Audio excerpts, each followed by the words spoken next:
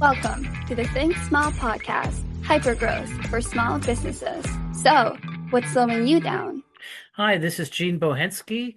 I'm podcast host here with the Think Small podcast, where we bring on innovative and interesting business owners together to talk about their businesses and some of the innovation that they do. And today, our guest is Mark Richman, who's the CEO and founder of Skeleton Key. And that's a company that redesigns business processes and the systems that support them. So, Mark, thanks for joining us. We'll get started by telling us about your history and how you came to do what you do now. All right. Well, I'll try not to go back too far because I'm a little bit old. But thanks for having me on, Gene. I enjoyed our warm-up conversation. I'm looking forward to talking today. So my background starts in New York. I was a theater and architecture student, which means I learned a lot about collaboration, deadlines, budgets. I was on the technical side of theater. I was a lighting designer, set designer, technical director. So more behind the scenes, getting things done and making things happen than the talent on the stage. We made them look good. And somewhere along the lines, I started dabbling in tech. This is, late 80s, early 90s. And so I did a little bit of IT support. I did a little bit of database development. This was just a different way to make money than just working in the theater where the hours were long and the pay wasn't so great. And somewhere around the time I graduated, I jumped fully into IT. And I started as a general trainer, building some database solutions sometimes for individual users, but mostly showing people how to make better use of their tech. Fast forward, I moved around from company to company, working at Gartner Group, working at Estee Lauder, working at a venture capital firm, doing IT, basically accumulating skills, learning more about networking and security, learning more about software development and integration. Eventually found myself transported from New York to Missouri. So thought was for a 5-year tour and turned into a lot longer. I've been here ever since. That was 96. I was handling a lot of individual clients when I wasn't working at companies and just kind of overwhelmed by the variety and type of work and decided to take out a business plan writer and write a business plan. And the business plan at that time was, do all the things I've been doing, but do it with more people so I don't have to turn clients away. So we were a hybrid company when Skeleton Key was formed in 2002 and opened our doors in 2004, kind of going from my clients to more of my clients. And we're doing IT and project work and support work, as well as building software and doing integrations. There was a bit of an emphasis at the time for us on creative spaces, Macintosh environments or hybrid environments. So we were very much one of the best Mac shops in town, but we weren't a reseller or anything like that. We were purely support and projects. That evolved as a business till we spun up the IT side as a managed services company. In 2019, we sold that company. So that division was kind of born officially as a separate entity in 2012. And sold that in 2019. So along the way, I learned a lot about business. I joined a lot of peer groups. I learned a lot of how to do things wrong, how to read a P&L and a balance sheet and do the things I should have learned way back when that I never did. And I think I developed a lot of business acumen the hard way. I have a friend who has a podcast, I think it's called, or used to called the Hard Way MBA. I think I got that and effectively became purely Skeleton Key doing custom development work. But really the work we do has been more about redesigning the way people do work, looking at their tech stack, looking at their workflow, looking at how they do things, almost like a manufacturing environment, a lean approach to the way people work to eliminate waste and friction and create more value. How did you settle on that process? I mean, since you've gone through so many iterations, how did you come, actually to how you're doing it now? Is it something that just interested you more, or you got certain opportunities that put the light bulb on? How did that happen? So all along the way, there's a natural piece, whether you called it this or not, of discovery, right? You meet someone, you start asking questions. And that was something I personally was always very good at, asking questions. I just got a much broader vocabulary the more I came to understand businesses and the more I worked with different, including my own, and the more I worked with businesses in different domains. We became an open book company in 2009. And that was a real pivotal moment because by now we had enough maturity to understand our profit and loss and our balance sheet. I'd taken some lumps independent of the economy, just in terms of how I hired too early or priced our projects. And we were just starting to flirt with and get to know this concept of doing managed IT services as opposed to doing just break fix project work. And so all these things kind of culminated at a moment where I was like, I can't keep this company running and growing without some deliberate open book, some deliberate increase in business acumen, and a more structured approach. So we adopted something called the Great Game of Business, which is an open book framework. It actually was born in Missouri. It just happened to be coincided. I think I saw Jack Stack speak. And that was sort of maybe light bulb one, that there is a deliberate way to be open book and a deliberate way to talk about business and understand where profit comes from, both gross profit and gross margin.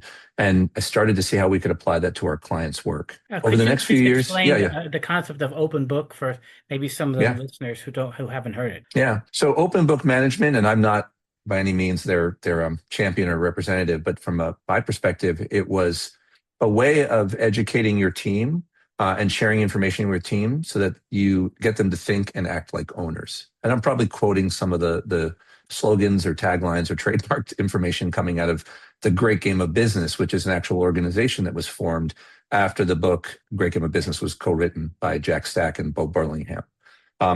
It was born in a company in Springfield, Missouri that was remanufacturing engines, I think for International Harvester. And the story basically is that they were going out of business and the managers got together and bought it and made it employee owned. And then they had to figure out how to actually run the business.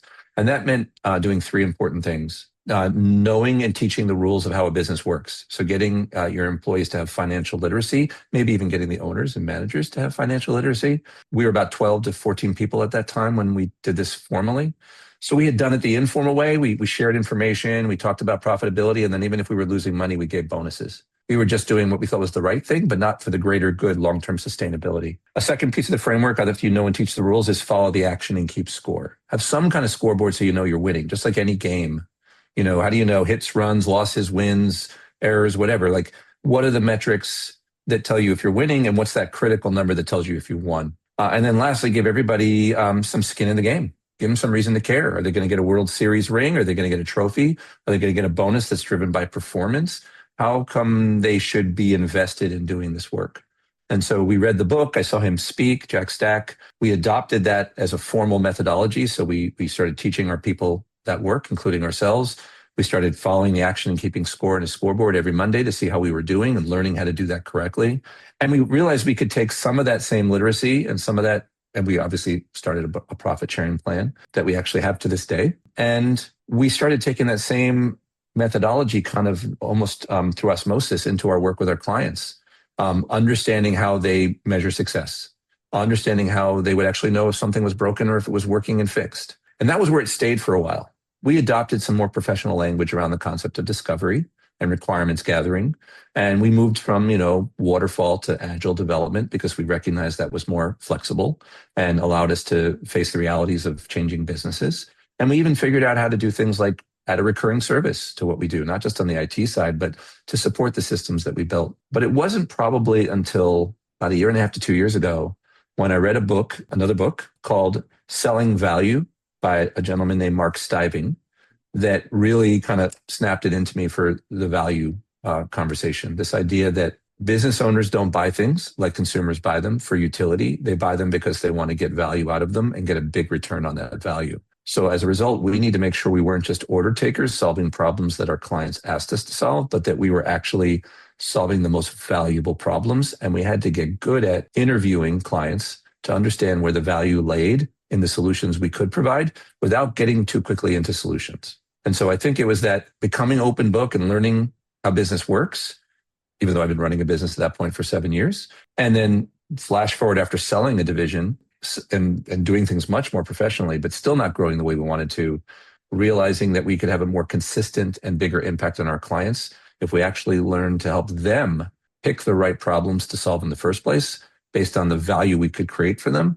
Odds are they would be more happy with the results. We would be focusing on the right things, and it would increase how much we could charge even potentially, because if we're giving them tons of value, then our price tag doesn't seem that big anymore. It seems quite reasonable for the value we're creating. But it took a long time, I think, to mature into that understanding. It sounds like you've gone through many iterations. I mean, that's how you end up at such a specific type of business, right? After going through many things, seeing many things, joining with peer groups, listening to what works with other people, reading books. I know I just spoke to somebody that had a similar idea also at the end of their career, and about that whole value discussion can really transform things, right? You can really make big impact with people and Yep. also sell services and software, that makes a big impact because you can take a look at it that way. Yep. I'm glad you mentioned peer groups. I can't say enough that, it's not just books and people willing to participate. And we tried working with The Advantage along the way by Patrick Lencioni. He's written some great business books. We eventually found our way to EOS, the entrepreneurial operating system, which has really helped us, I think, over the last few years. It wasn't easy, made a lot of mistakes in the first couple of years, but I think we started to hit our stride and our rhythm. But becoming open book turned us from not profitable to profitable. Adopting EOS has helped us start to get things done in the business that were long overdue to get done.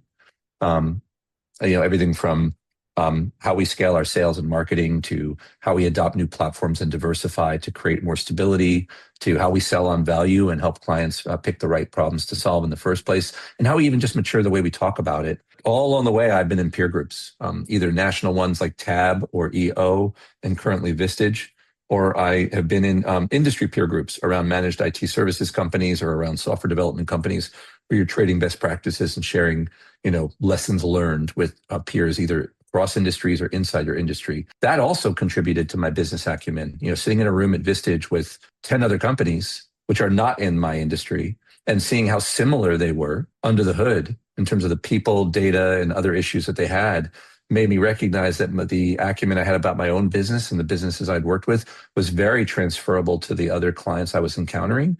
I just had to elevate the conversation I was having with them, like an owner would to an owner, to make sure that we were going to deliver value to the person who was signing the checks. I mean, I'm also a tab coach as one of the things that I do. And I can tell you that it's always amazing to me how more people don't get involved with peer groups because if you're open to it, you're going to learn so much more. I mean, as much value as I bring as a facilitator, most of the things that are most valuable in those meetings is the cross pollination of the experience with the dissimilar industries. I mean, you all have the same kind of problems, hiring the right people, whether you're going to buy or rent. Should I get into this new market? There's all these similar issues that we all go through and agonize over, and you can get that answer in a room in 10 seconds, something that you've, been chewing on for years, right? Yeah. I think a missing piece there too, then, which is implied, but I'm going to say it, is it's one thing to get the advice, it's another thing to take it. My Vistage group told me for 2 years, Mark, maybe someday you'll have the sales team you want, but you really are. You passionately care about eliminating waste in businesses. You'd probably do it whether you got paid for it or not. You need to be out there, not just being the person who is in the meeting when the sales happen. You need to be out there talking to people about it. That passion will transfer. People will understand it. You're believable, trustable. Like, you need to leverage that as an asset. And I was like, yeah. I need to hire salespeople. I need to be the guy in the room that they bring instead of meeting for. And once I took that advice, that amongst other advice they gave me, it changed our funnel. It changed our pipeline. Once I stopped dabbling with value and actually studied it and started using it in my conversations, it improved our close rate on our percentage because we were actually offering solutions to really valuable problems to clients. No wonder they were not saying yes before. All they saw was price tags. They weren't seeing return. And it wasn't a technique.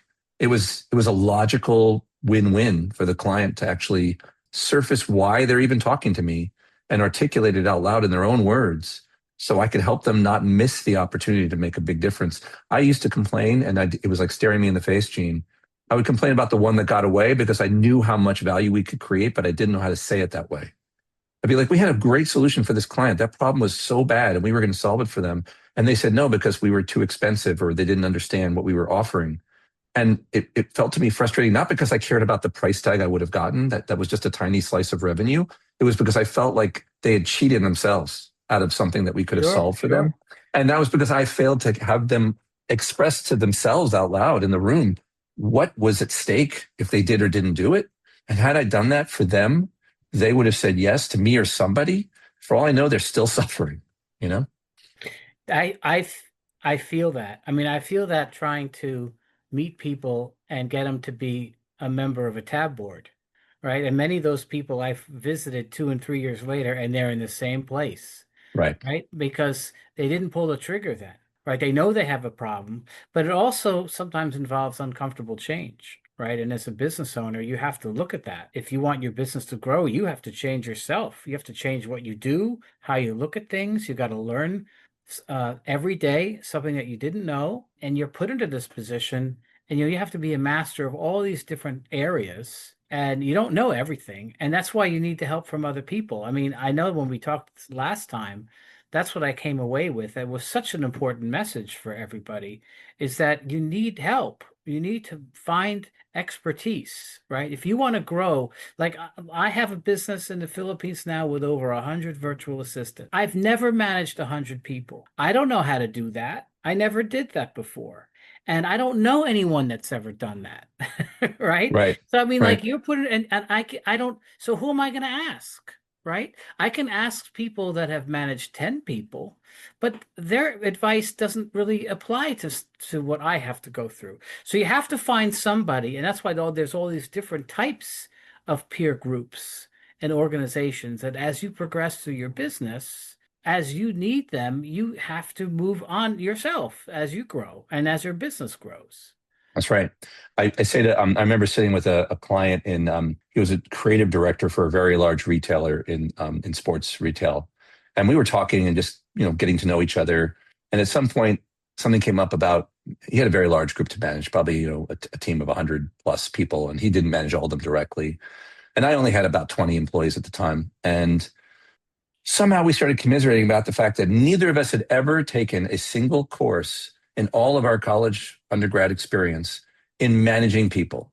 It just, neither of us was an MBA, right? Both of us ended Right. up in leadership roles. We had zero HR experience. We didn't know how to hire. We didn't know how to manage. We didn't know how to performance improve. We didn't know how to terminate. We never learned that other than the hard way, by making mistakes, by making lots of mistakes. And I think I look around at all the business owners I know in my peer groups and just in my customer base, and none of them have that training either. Most of them don't have an MBA. Most of them have zero HR training, but their job inevitably is hiring, managing people for performance, delegating to other people.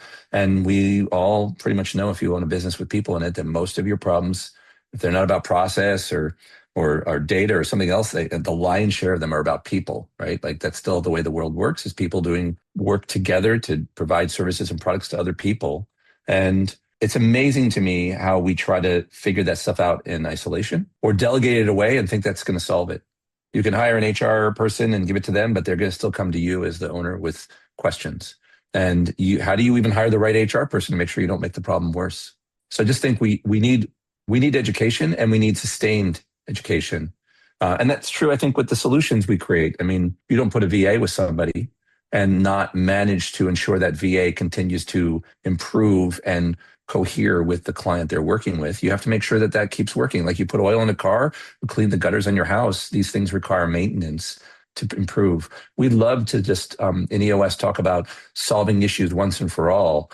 Yes, but even once something is solved, it still needs oil changes. It still needs tires rotated. It still needs to adapt to new operating systems, new lines of business, new marketplace conditions. So that's where I think the opportunity is for sustainable improvement, and for providers like us, recurring revenue, right? An opportunity to stay engaged after the big initial project or sale to ensure that the value we create lasts. So what are the kind of project that you'd like the audience to know that you take on? What are some of the issues that you solve for people? Interesting. All different kinds of projects. We work with clients in, I would say, roughly 75 different industries. I think the common thread for us is three real things. And this applies to large corporations as well as smaller, maybe privately owned businesses.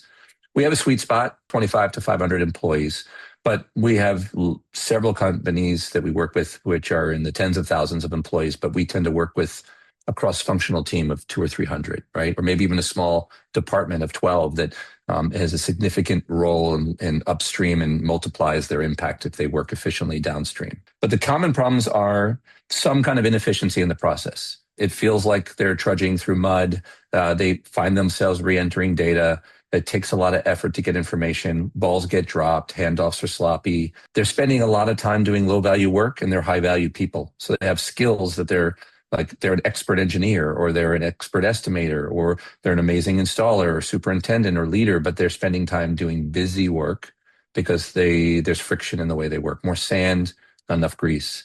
Another is that they can't tell what's going on right now.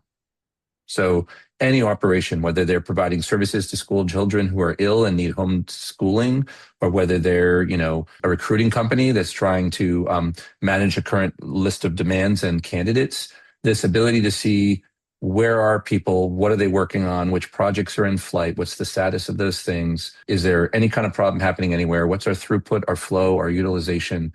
That access to real-time business intelligence is another key problem we solve across a lot of different industries. I could try to illustrate. And then the third is we are all serving customers and working with suppliers. We're either buying something and repackaging it and selling it, or we're assembling or buying raw materials, or we're hiring talent to offer to someone else, or in our case, we're working with platforms to deliver solutions to clients. That collaboration with your suppliers and your customers, the constituents that you serve, is often falls to the lowest common denominator, email and text. And that can be a very inefficient way to exchange information. It leads to huge backups, flooded email servers. It leads to wrong version of the truth. And so streamlining collaboration is another area where we see a lot of friction and opportunity. So it's those three: inefficient processes, lack of insight to real-time information, and streamlining collaboration outside the walls of your business that are the common pattern we see across those other industries. And the most common places that crops up, Gene, I think, are places where digital transformation still hasn't happened. Manufacturing environments, construction environments, educational environments, where they have lots of tech in their stack, but it's all disintegrated. Nothing's talking to anything. They're doing things the way they've always done them, but no one's ever taken a step back and say, is this the right order of operations and how we should do it? Right. Where could we shortcut, integrate, streamline, eliminate, and make this a leaner, streamlined process?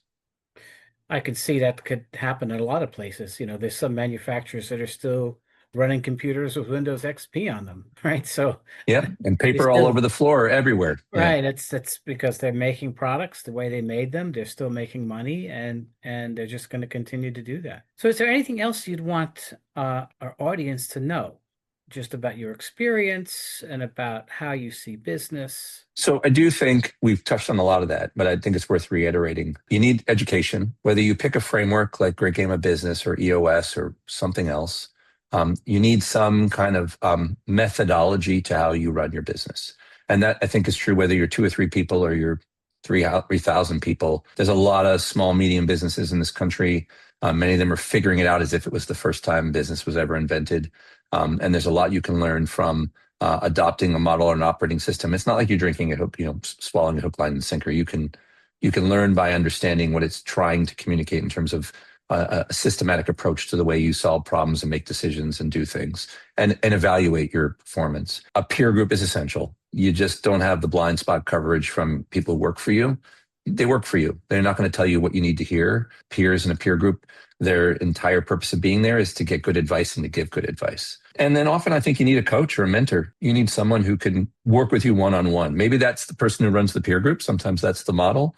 Other times it might be an industry competitor that you approach, or someone in another industry that you admire. I was fortunate enough to approach a friendly competitor years ago and say, I admire what you built. I'd like to build something. I was already in peer groups. I already had an operating system. I still needed someone I could commiserate with who was an owner and a leader in my shoes and who'd been there, done that, and had succeeded. And it took him a few months, but he eventually came back and said, yeah, I'd be happy to meet with you. And we met once a month for several years to provide me the encouragement, advice, and to kind of maybe at times push me a little bit to do the things I needed to do. I have to tell you that just my experience owning a dab franchise, what is fascinating about it for me was that I learned from all the people who were there who did it for 5, 10, 15 years already. They were like lampposts on the journey, right?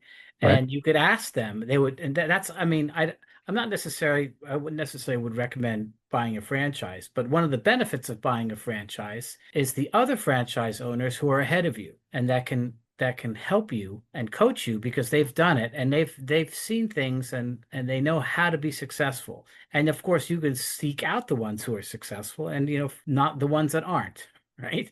So in any case, you should be finding those lampposts for yourself and your business because, like you said, chances are someone's been through this before. We're not inventing business for the first time.